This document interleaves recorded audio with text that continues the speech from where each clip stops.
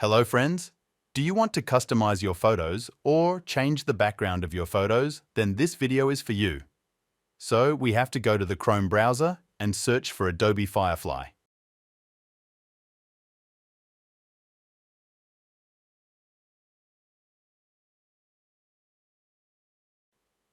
Then we'll sign up.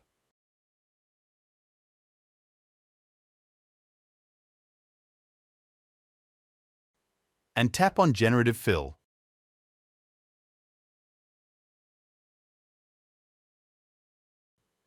Then we have to select our photos.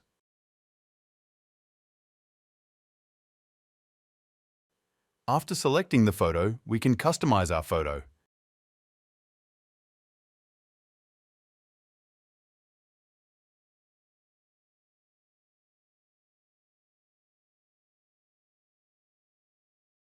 Then we will search for what we want to be in the background of our photo. I search green plants and mountain.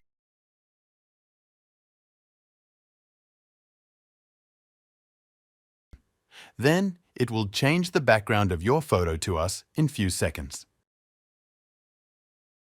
Look, the background of the photo has been changed.